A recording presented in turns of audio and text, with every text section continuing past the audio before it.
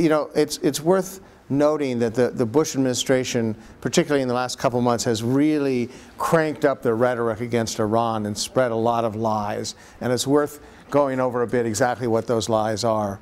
The first one is that Iran poses an immediate threat to the United States because of its nuclear weapons program, and that Iran is close to having a nuclear weapon, and that's just inconceivable. It's abhorrent, and that the U.S. has to do something. And the debate in Washington is whether you keep cranking up the sanctions and continuing the covert war that the U.S. is now waging against Iran, or do you actually just go in and bomb them? The premise, however, is completely false. There's exactly one organization in the world that knows whether Iran is developing nuclear weapons, and that's the IAEA, the International Atomic Energy Agency. And they have inspectors in Iran. They can visit the sites. They can do water and air and soil sampling, and they can tell if uranium is being enriched beyond the levels that are needed for nuclear power.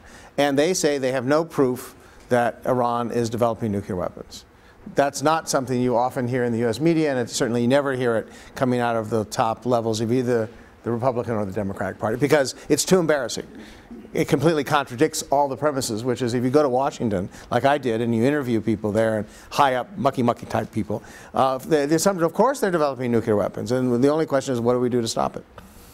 But the IAEA, again, I repeat, says they have no proof that Iran is developing nuclear weapons. Now, they said in their latest report they want more information. They feel Iran hasn't answered certain questions about its past programs. They want more intrusive inspections. They have a whole series of things that they want more of. That's for sure. But at no point have they ever said, then or now, that Iran is developing nuclear weapons. The second argument is that the Iranians are providing arms and weaponry, killing American soldiers in Iraq, and that this is horrific. And this argument coming out of the Bush administration has two wings, two important elements to it. One is, of course, it just gets people mad because we don't want our troops killed in Iraq. And secondly, it provides an excuse, if they do decide to bomb Iran, to do so without congressional approval. Because bombing Iran is not a new attack, it is an extension of the war in Iraq, and after all, Congress already voted on that. So that's why that argument is being put forward. It has nothing to do with actually what's happening on the ground, but it's that dual focus to try to convince people how evil Iran is.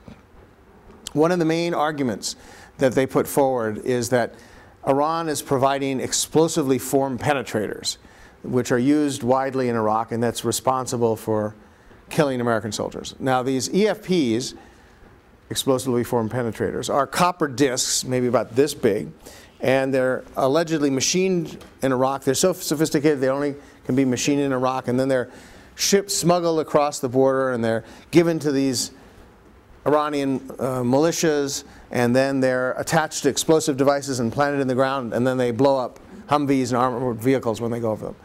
But the problem is, of course, is that they're copper discs. They're literally copper discs that are machined. They've been used for years by guerrilla groups in the Middle East, including in Lebanon. They're commercially available for mining operations. And the U.S. military, a general just admitted very recently, that they're also being manufactured in Iraq.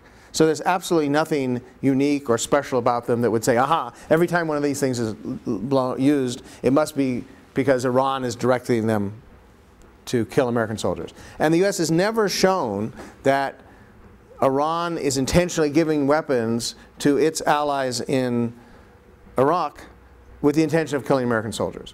Why? Because the part they don't want to tell you is that the United States and Iran are supporting two out of the same three Shia groups in Iraq and the Kurds.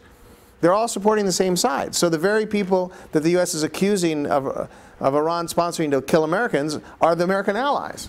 So it makes no sense at all. What is Iran doing? They certainly have had ties long-standing with the Kurds in the northern part of Iraq and with all of the major Shia groups in the south. They support them politically, they support them militarily, they support them economically. But there's no indication that they're giving them these weapons with the saying, go out and kill American soldiers. Why? Because both the Shia parties and the Iranians want the Americans to stay for the moment. They don't want an immediate withdrawal of U.S. troops from Iraq because they want the U.S. to kill off the Sunni insurgents first. Then that clears the way for the Shia majority, which Iran supports, to take control of the whole country. But if the United States pulls out too soon in the eyes of the Iranians, it's going to cause too much chaos. So it makes no sense for the Iranians to be sponsoring groups to kill American soldiers, which would have the effect of forcing the U.S. troops out sooner.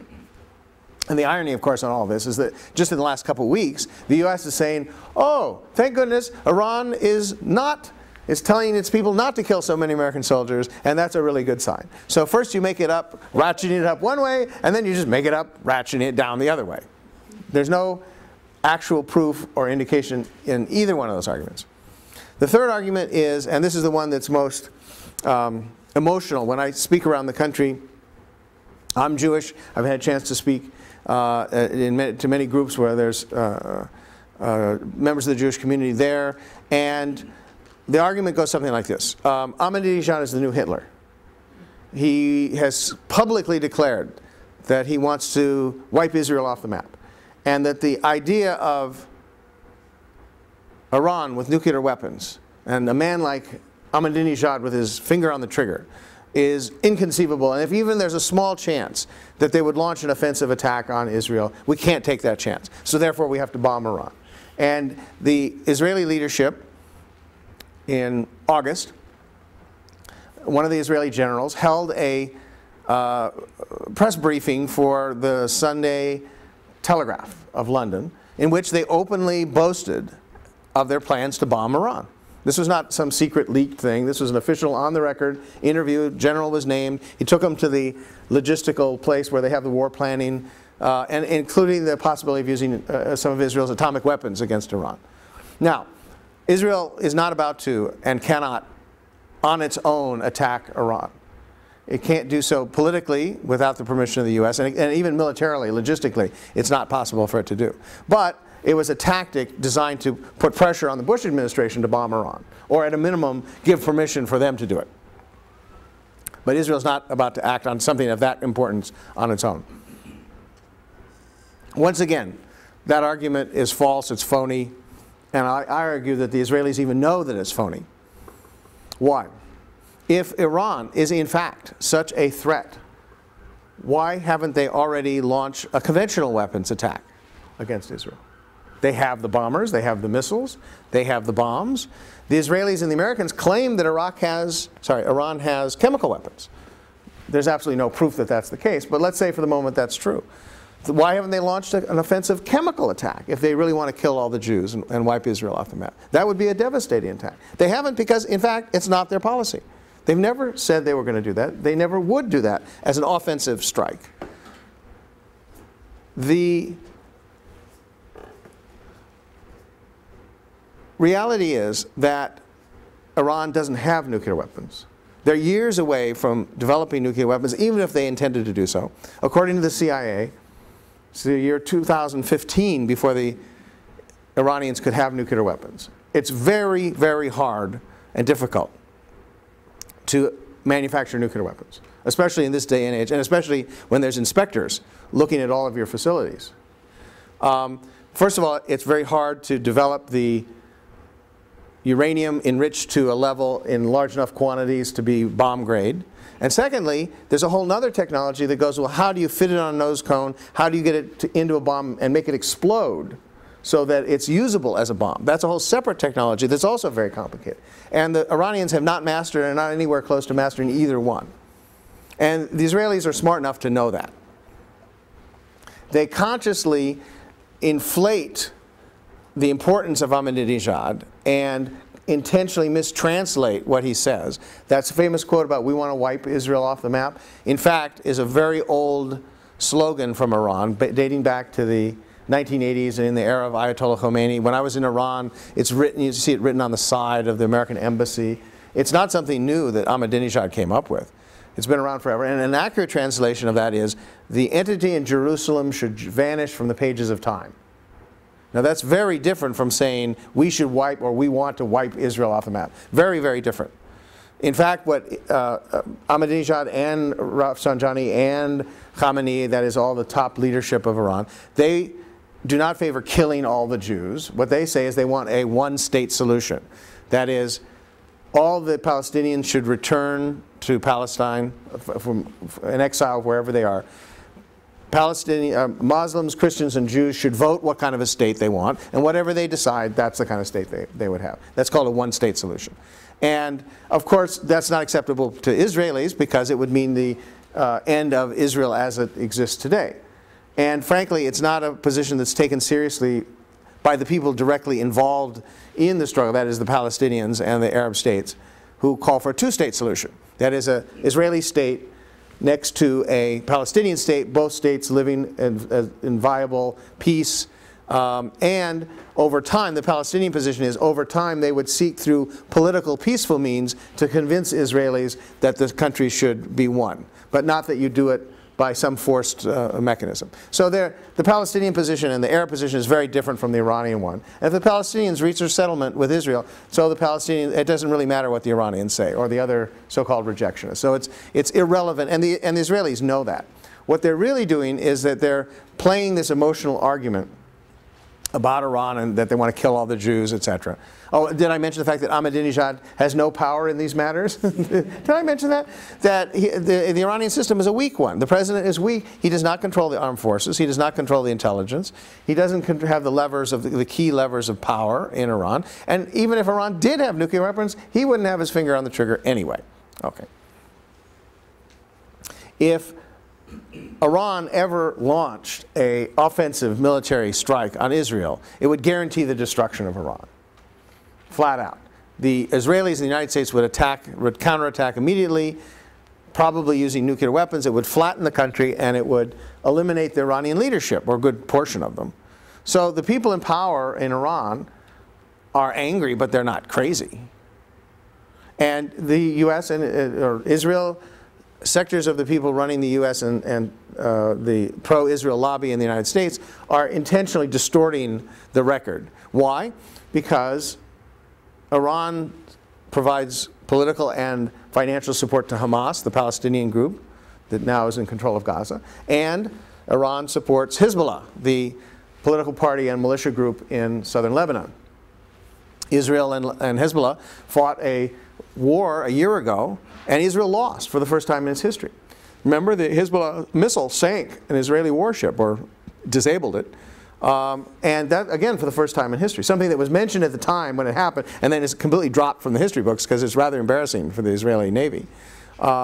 So what Israel wants is they want a rematch with Hezbollah. They want to go back in and do it right, but they want Hezbollah to have both hands tied behind its back so it can't get resupplied by Iran. So if you bomb Iran and cause chaos there and cause weakening of the government there, the Israelis think that this will weaken Hezbollah and allow them to go after. Now, it's just as big a fantasy as it is that the U.S. would succeed in bombing Iran and achieve something. It's just as big a fantasy. Nevertheless, that's the reality of it. And to say that we want to bomb Iran because it resupplies Hezbollah does not have the same ring and the same emotional charge as saying we're going to bomb Iran because they want to murder all the Jews. So that's why they use that argument, not because, in fact, Iran poses any immediate threat of an offensive attack against Israel. In the last couple months, the United States has definitely cranked up the rhetoric against Iran and threatened, and it's been the most likely possibility of a military attack on Iran in 25 plus years. Not an invasion and occupation like we did in Iraq, because even the most intense of the neocons and hawks realized that would be a disaster. Besides, they haven't got the troops. Again, in parenthesis, imagine if the United States actually was attacked by somebody. How would we fight them off? All the troops are fighting in Iraq and Afghanistan spread around the world. They don't have any actual fighting troops that could defend the country if that eventuality actually ever happened. The Bush administration, starting in August and September, Bush gave a speech in which he said, if Iran even has the knowledge of how to make a nuclear weapon, it will lead to a nuclear holocaust in the Middle East. Now stop and think about that. If they even have the knowledge. So I guarantee you there are professors here in Seattle who have the knowledge of how to make a nuclear weapon. It's making it that's the hard part. It's not having the knowledge of how to do it. It's making it. As I described earlier, it's very hard. So what they're doing is they're setting impossibly high goals, bars that are so high. How could Iran ever prove that it doesn't have the knowledge of how to make a nuclear bomb? You can't. So therefore, it justifies the U.S. going and bombing. And there was a series of speeches by Cheney and by others. They sent ships into the Persian Gulf. Seymour Hersh wrote a very good article in the New Yorker detailing all the plans that the U.S. had developed in very minute detail for bombing the nuclear facilities, for bombing Revolutionary Guard headquarters in Tehran, bombing Revolutionary Guard camps. And they would go in and say, aha, we've now eliminated the nuclear facilities, we've set back their plans to develop nuclear weapons, and we've stopped the Revolutionary Guards from killing American troops in Iraq. They were very, very far along on this, so far along that elements in the military and the intelligence services leaked the information to Seymour Hersh as a way to expose it. He's become, by his own description, he's become the guy, the go-to guy for disgruntled military and intelligence people in Washington who are themselves conservatives and strong defenders of the U.S. empire, but they think this guy in Washington has just gone completely nutso, and they're trying to stop it.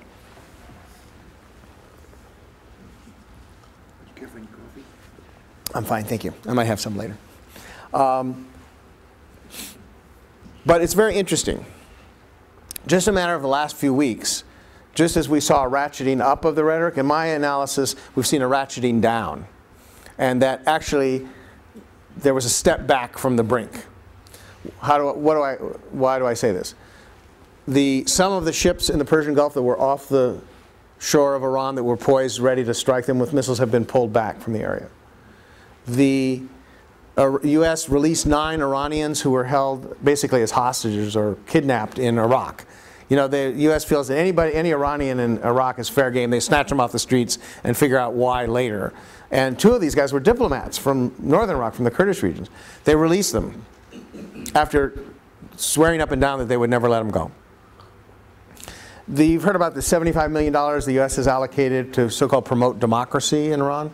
The idea was the U.S. was going to up its propaganda and fund NGOs and nonprofit and other civil society groups to try to overthrow the government in Iran. I mean, I'm cutting to the quick on this. That's not the formal terminology they use, but that's what it was all about. And it was an abysmal failure because everybody outside of Iraq, every Iranian outside of Iran and every Iranian inside of Iran opposed that as a horrible interference in Iranian affairs. And it proved to be a completely counterproductive. It wasn't enough money to actually get anybody to do anything, and all it did was cause very negative publicity for the Bush administration. So they've taken that program out of the hands of the neocons and put it over into the State Department, where the conservative realists now have their hand on it, and they say, well, we're going to use it to promote like student exchanges, something really safe. So all of that stuff are indications, because there's a very fierce struggle between the neocons, the Dick Cheneys and those types, and Condi Rice and Gates over in the Defense Department. Not over the fundamentals. They all agree the U.S. should overthrow the Iranian government and bring in a pro-U.S. dictator. That goes without saying. But how do you do that? What tactics do you use? Then the realists understand what a complete disaster it would be, even from their standpoint, for the U.S. to bomb Iran. And for the moment, they're winning out in the battle. Now we'll see. I take this week by week, month by month. They just had this Annapolis conference to try to promote peace between Israelis and Palestinians. They're not.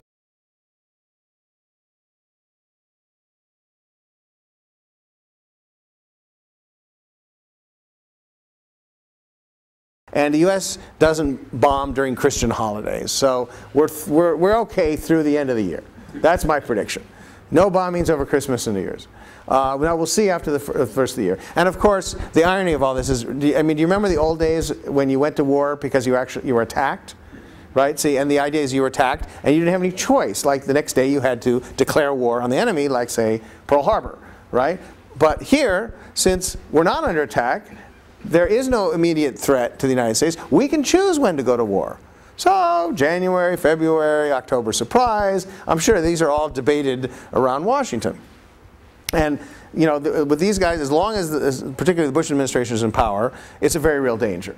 Not to be, because I think they're currently ratcheting it down doesn't mean they can ratchet right back up again. I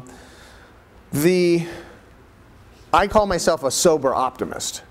And by that I mean I look soberly at the situation in Washington and around the world, and I remain optimistic about the possibility of the people of this country really seriously making change. Because I know sometimes you sit around, you sit back and you look at the TV, and Bush seems all powerful.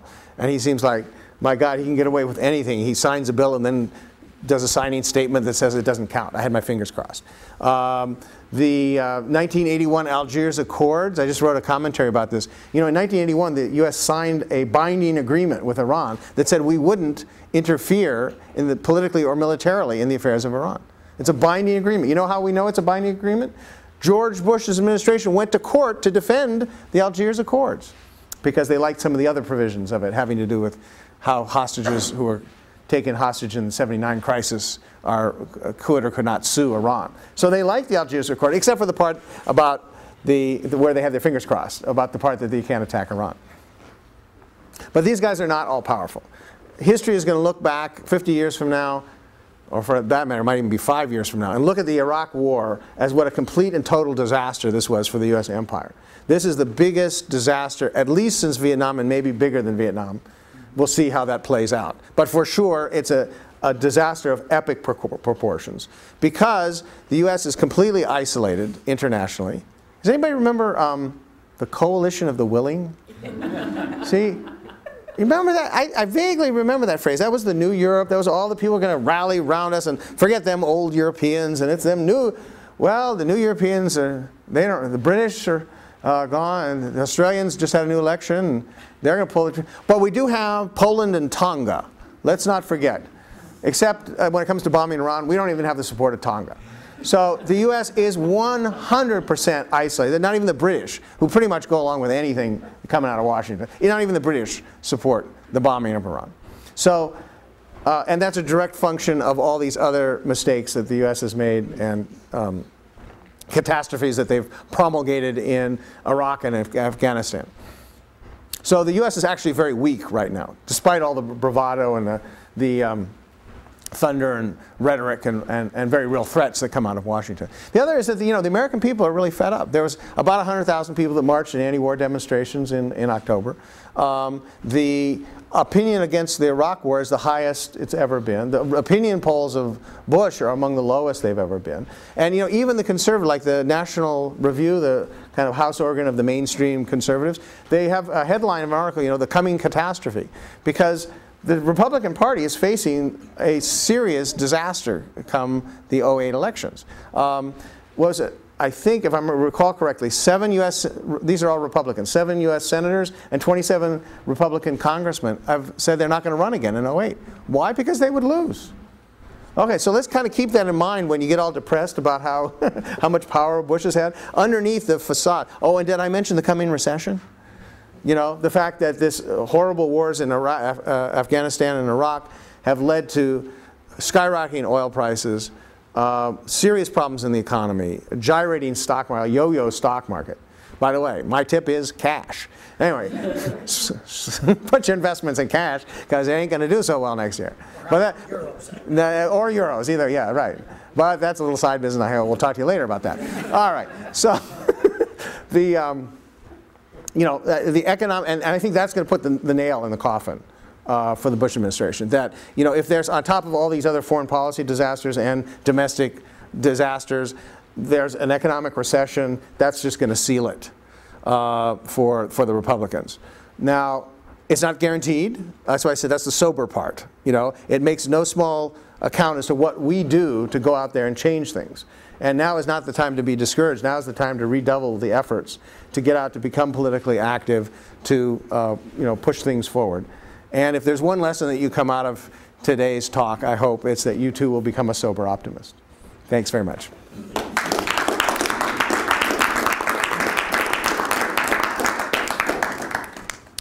Be happy to take questions, comments. Yeah. A couple things. So the first question was, what would the international reaction be if the U.S. bombed Iran? It would be catastrophic from the standpoint of the United States. First of all, there would be nobody publicly supporting the U.S. I mean, Israel would support it, but I'm not sure that it would say so publicly because it could have the opposite impact. But other than Israel, there's absolutely nobody who supports it. Maybe France wouldn't protest too loudly, but they're not going to, even France, who's now led by a pro-US leader, they're not going to come out in public support. And the opposition in the Muslim world and in the Arab world is going to be vociferous and possibly violent. So several things would happen.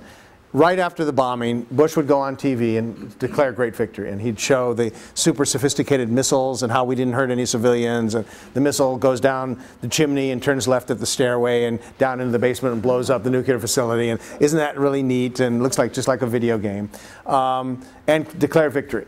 And then in the weeks and the months following, first of all, the oil prices would skyrocket immediately the minute the first bomb dropped. And you think, you know, it's hard to remember, but I was looking around here in Seattle, and I said, God, gas is only $3.17 a gallon. Okay, can you imagine thinking that a year ago? You know, let alone 2 years ago? Oh gosh, gas is only $3 a gallon. I mean, we've become so used to the idea that these gas, so the gas prices are going to go up even higher. Secondly, the US troops in Iraq will really be under fire. Not like they supposedly are now, but every Shia group and every Sunni group would turn on the US, and the green zone would become a free fire zone. So there would be immediate catastrophe for US troops in Iraq. There very well could be a new war between Hezbollah and Israel, fought not necessarily on terms favorable to Israel, and the, you know, for disastrous consequences for the people of Israel and for the people of Lebanon. And so you go from a situation where it's a contained crisis now between the US and Iran to one that spreads throughout the region. So that's yet another reason why the realists, you know, and the US would be further isolated, because there would be absolutely nobody who would support an action like that. And it would be impossible to, for example, to negotiate any kind of an Israeli Arab-Palestinian peace agreement under those circumstances. Absolutely impossible. There are various technical steps that can be taken. Scott Ritter is far more qualified than I on the technical details of what you do for weapons inspection, but from the people I've interviewed and what I've been able to figure out is that when you enrich uranium for nuclear power, you have these very delicate instruments spinning that will generate enough enrichment to roughly 5%, and that's all you need for a nuclear power. And it's very hard to even get that working. The Iranians have not gotten their 3,000 centrifuges up and running in a consistent way, because all you have to do is have one of them stop. It throws the whole thing off, and you got to start all over again. You start it up again. You got to. It's very complicated, even to get the low-level uranium enriched for nuclear power. They have a very limited amount of uranium ore which they can generate. The idea is they have some uranium ore which they can then turn into. But it's such a small amount they were going to have to bring in uranium or yellow cake from somewhere else if they're going to have this as a sustained program. And the IAEA, with its sensors, not only they can tell if uranium is being enriched above that level, they can tell if they brought in uranium from somewhere else and are trying to process it there. They can nail where the original uranium or the yellow cake came from, as they did in some of the inspections here. So it's a very sophisticated process. And you know, they correctly said, for example, Iraq never had a nuclear weapons program prior to the start of the most recent war in 2003. They had it exactly nailed it on the head, because their inspections had shown that. And that's, of course, why the U.S. insisted that the inspectors leave, so they could get the war started, right? So the U.S. is all for inspections unless they come up with the wrong results, much like our attitude towards democracy. Keep that in mind. We're all for democracy unless the wrong people win. So why am I still an optimist? I will tell you why. By the way, in my talk tonight, I go into much greater detail on exactly that topic. But here's the short version. What you've said is 100% correct. The top-level Democrats do not have any significant differences with the top-level Republicans on the question of taking out Iran, removing Iran's government and bringing in a pro-U.S. government. And their stands on Iraq are weak-kneed, to say the best, and all the way up to horrific, right? And what I say is that if the Republicans are defeated, particularly by a strong vote, the Democrats will be more subject to pressure, and it will require continued organizing. That is, November 2nd, we vote the Republicans out. November 3rd, we're back in the streets organizing again to make sure the Democrats don't do it. But they will be, and this is why, because there are a section of once you get below the top tier Democrats, including Nancy Pelosi and Reid and those, but you get to people like Teddy Kennedy or Barbara Boxer or Feingold, who take a much more principled stand on those issues. You light a fire from below, it puts pressure on other sectors of the Democratic Party, and in turn puts pressure on those at the top. Whereas that's inconceivable in the Republican Party because they're too far to the right on a lot of that stuff. So is it a guaranteed? No. But I'm not entirely clear on what the alternative would be. If there was a third party that had any chance of winning, I'd be out there in a minute flat. But there isn't. So I think we've got to, we've got to keep organizing, and it will certainly not end once. Even if the Democrats are elected. But the larger the majority in the Senate and the House, if local state legislators and governors, if there's really a real sweep and the Republicans are defeated, that will be interpreted as a defeat for the Republican foreign policy. And that will make it all the harder, whatever they want to do, for those Democrats to continue it. And then don't forget, it's completely out of Washington's control, a lot of what happens in Iraq. If it goes bad on the ground, whoever is in power is going to have to pull the troops out of Iraq. That's an important factor. Other questions? Yes, Bert. Yeah, to repeat the question, we hear the conventional storyline that these Sunni and Shia in Iraq have been fighting each other for thousands of years. Is it really just a struggle over power and whether it's going to stay a unified Iraq or not? Yes. Now, to elaborate, anytime you hear that these people have been fighting for thousands of years, there's a very good chance that they haven't. Just keep that in mind. Think about that for a second. Jews and Arabs and Muslims and Shias and Sunnis and Croats and various parts of Yugoslavia. Actually, as a matter of fact, they had been living in peace together for quite some time, thank you very much, until the U.S. and other Western powers came in there to mix it up, right? So let's focusing on specifically the question. That's not to say there haven't been historic differences or at times when people fought each other. But the idea that this fighting has been going on continuously for thousands of years and we're just the unfortunate inheritors of this is just pure baloney, poppycock. In the case of Iraq, Sunni and Shia lived together, and to a lesser degree Kurds, in Iraq under Saddam Hussein. He had a brutal dictatorship, but it was, as you said, Sunni and Shia, particularly in the city of Baghdad, intermarried. There was not a lot of antagonism, and people didn't even identify themselves as Sunni or Shia, although there certainly was oppression of the Shia and there certainly was oppression of the Kurds. I don't mean to make it sound like it was some kind of paradise, because it wasn't. But there was not anything close to the kind of sectarian violence and antagonism that exists today. When the U.S. came in, overthrew Saddam Hussein with the intention of doing occupation light. That is, the idea was to bring in pro-U.S. strongmen to run the country, leave much of the existing infrastructure intact, and then use the oil money to pay for the occupation and pull the troops back. That was a short version of what their plan was. That collapsed almost immediately because the Iraqi army didn't exist. There was no infrastructure to prop their people up in, and the U.S. was starting back from scratch, etc. As the resistance grew, both Shia and the Sunni opposed the U.S. occupation. But the U.S. knew that it couldn't resist fighting from all sides, so they decided to focus on the Sunnis initially and try to buy off the Shias. And they turned one against the other, just as the British had done. And so the antagonism that started was a direct result, not of some historic animosity between them, but the struggle for power, and specifically the occupying power to continue by divide and rule tactics to keep itself in power. Now the U.S. is doing the opposite. They're siding with some factions of the Sunnis, ironically, the very Sunni insurgents that had started the war against the U.S. to begin with, and that's ticking off the Shia. And so you have the different Shia political parties scrambling for power in Basra. The British troops are pulling out.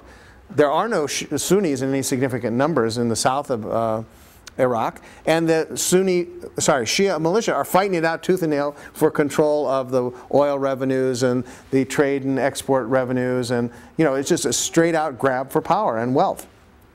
You have money, you steal money from the government so you can keep your militias so you can have more power. And there's a very real danger of Iraq splitting into three nations: a Sunni nation, a Shia nation, and a Kurdish nation. The Kurds are already practically gone. They got like 2.5 feet out the door. They're an independent nation for all intents and purposes, just formally connected with Iraq at the moment. But each of one of the things is hard to figure out. Well, why would anybody carry out these ethnic cleansings, these horrible attacks on the other group? Well, because what you're doing is you're trying to say, well, this is going to be the area that I can't, if you're a Sunni right-wing fundamentalist, I'm never going to win power in Iraq as a whole, but maybe I think I can win control in a Sunni-only area. So I'm going to cause ethnic cleansing and attacks so that I can at least control my area. And the Shias do the same, and so they kick the Sunnis out and so on. And so you have people grabbing for power who are using religion and ethnicity as the excuse. There's no question that the U.S. has been consciously manipulating the Sunni and Shia to stay in power, to keep it. I have read accounts that say, the Samarra bombing, what I'm referring to, where the holy Shia mosque was blown up, and that really set off the antagonistic fighting. I'm sorry? February 2006. Yeah, February 2006, where then the gloves were off and the Shia militias really went after not Sunni insurgents, but just any Sunnis and vice versa. I've not seen any convincing documentation that says the U.S. was responsible for that. But there's something very fishy in that, because they had to penetrate. The stories were that uniformed Iraqi soldiers were seen going into the mosque, and when they came out, it blew up. Now, whether they were affiliated, for example, with a Shia sect who wanted to take the gloves off so they could attack Sunnis, or whether they were acting on behalf of somebody, I don't know. I think it's one of those things we're going to have to wait until somebody can dig out the authoritative version of it. At that particular time, politically, it didn't help the U.S. for that bombing to take place, because it really did fracture the country in a way that nothing else had done prior to that. But I don't know. It's very complicated, and I think there's just some things we don't know at this point. The war between Hezbollah and Israel in August of last year was that kind of a run-up for possible dealings with Iran by Israel or by the United States. I think there's no question that Israel had the green light and the encouragement of the United States for that attack on Lebanon. There's an obvious fact. The U.S., I think it took 30 days before the U.S. ever got around to calling for a ceasefire or going to the UN. Every other country in the world was saying, hey, look, this has got to stop right away. So that alone is a dead giveaway. Basically, the U.S. was trying to give Israel more time to carry out its destruction in southern Lebanon. And Israel couldn't. I mean, they were losing.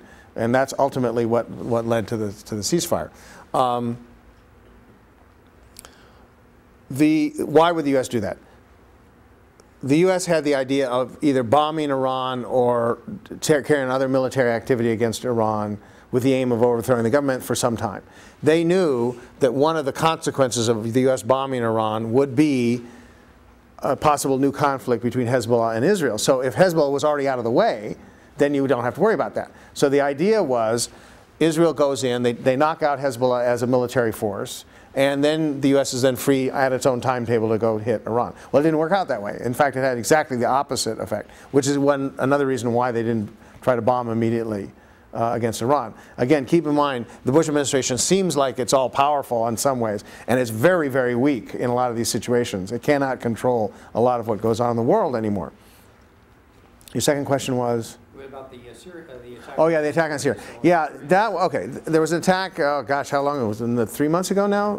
Israel attacked something in Syria, and nobody knew exactly what it was. There were a variety of press accounts having to do. The final one that they kind of have agreed on as the official secret account is that nobody knows. Nobody's talking on the record, but the kind of leaks out of the CIA is that Syria was developing some kind of a nuclear facility, and the Israelis decided to take it out. That story don't wash. It just doesn't make any sense on a number of levels. There was some oil. There was one one Western journalist who got into the area shortly after the bombing, and he actually talked with some oil exploration engineers who happened to be working in the area, and they do regular air testing and stuff like that, and they saw absolutely no indication of any nuclear material. So that wasn't happening. Politically, it would make no sense. I already told you how hard it is to develop a nuclear weapon. It would make no sense right now for Syria to say, oh gosh, the U.S. is threatening to bomb Iran over its nuclear program. I think we'll give them an excuse to bomb us too. All right, let's go, guys. You know, where can we find some uranium again? You know, it makes no sense at all.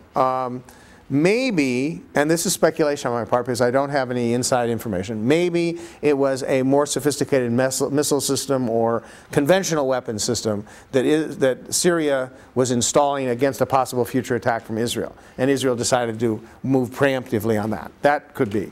But the Syrians haven't said either what it was. And I understand Seymour Hersh is working on that story, so keep your eyes peeled in the New Yorker. I have a lot of respect for what he does. Well, keep in mind that it was the Ottoman Empire before the end of World War I. So there were no independent nation states as we know them today. That area, you see, it was administered by the Ottomans, and they had like kind of administrative areas, but there was no state of Iraq, there was no state of Israel or Palestine or Lebanon or Syria. They were all administered areas, and in some cases the boundaries were different than what they are today. But what happened is the colonial powers went in literally with a ruler in some cases and divvied up, took a map and drew a line. And that's how one of the borders for Iraq was created. Some British general said, you know, with his French counterpart and said, zoom, you get that part. So the French got Syria and Lebanon, and the British got Iraq and Palestine and Jordan. What are those countries today? And of course in that process, for example, they divvied up the Kurds. The Kurds at one point had been promised their own nation, and then they got split up between Turkey, Iraq, Syria, and Iran. And they're now spread, and that's one of the reasons why, you know, the Kurdish nationalism is so strong and so on. So the borders were drawn with imperialist interests, not having anything to do with the interests of the people of that region. Which side of the line your people or your tribe or your grouping went to was strictly based on how the French and the British divvied up the spoils. Now, having said that, those were the boundaries of countries, and they lived with them, what was say roughly 1920 to present, that's 87 years. That has some impact. You can't just say, oh, well, we'll go back, you know, 87 years ago. People grow up, you know, people in Iraq consider themselves Iraqis. They don't think of themselves as the people of the Sunnistan or the Shiistan. They think of themselves as Iraqis. And that has a real, so the idea of splitting up the country outside of the Kurdish region, if you took a vote today, most Iraqis would not vote to split up their country. But it may end up getting split once again. The danger that I see is that the U.S. facing defeat in Iraq goes to Plan B. And Plan B is enlarge the U.S. bases in Kurdistan, declare Kurdistan as an independent country with U.S. protection, and then use that as the wedge, and the rest of the country goes into civil war and chaos, and the U.S. uses the Kurdistan to kind of launch its control of the other areas since it's unable to control it directly militarily. And then you have three separate countries. Three fragmented countries and weakened countries, which the U.S. would rather see than one unified Iraq that didn't like the U.S. That's the danger I see. The question had to do with Iran's military capabilities and a particular missile that could it in fact reach U.S. ships and pose a danger to U.S. ships in the Gulf. I'm not a military expert. And I have read the various claims, and Iran is very boastful about its missiles, both that they've gotten from other countries and that they've modified. And we do have that example of the Hezbollah missile supplied by Iran that took out an Israeli ship. Now, one of the reasons was the Israeli ship didn't have its defense mechanism on, apparently. They weren't expecting a hit. And then when they turned it back on again, there were no additional attacks, or successful attacks, I should say. So I don't know the answer to that question directly. I would say that if I was Iran, I wouldn't count on the missiles being able to do significant damage against the U.S. Navy, and that I would plan alternative methods having to do with guerrilla war and tactics where the U.S. is weak, as opposed to a frontal attack. But all you need is to have one U.S. warship sunk in a battle with Iran, and that would politically, militarily, it wouldn't have a big impact, but politically it would have a huge impact. Remember during the Falklands War, where the Argentines sank one British ship, and it was a huge deal. Two. It was two. Do I hear three? All right. So that I would be more concerned politically. The U.S. is assuming there will be few or no casualties or damages in a military attack on Iran, and if there's even a small amount, that is a big problem for the U.S. politically. Actually, take a very consistent stand on this. They oppose the U.S. war in Iraq. They oppose the U.S. bombing of Iran, and they've refused to vote for any more sanctions in the UN. They have economic ties with Iran. They're getting petroleum from there. They want to develop more economic ties with them. They send them military supplies, etc. But they're also, on a question of principle, they really do oppose U.S. intervention around the world of that kind. Now, China is not going to come to Iran's defense militarily. There's just no way the U.S. is, China is going to risk a military confrontation. Remember, the U.S. bombed their embassy in Belgrade during the NATO attacks on ex-Yugoslavia. Now, when you attack a country's embassy, that's an act of war. And the U.S. said, their formal explanation was, whoops, we had the wrong map. Oh, gosh, I'm sorry, we're working off an old tourist map here, and somehow it was an obvious intentional attack on the Chinese embassy with the intention of telling them to back off because the Chinese had opposed what the U.S. was doing in that war.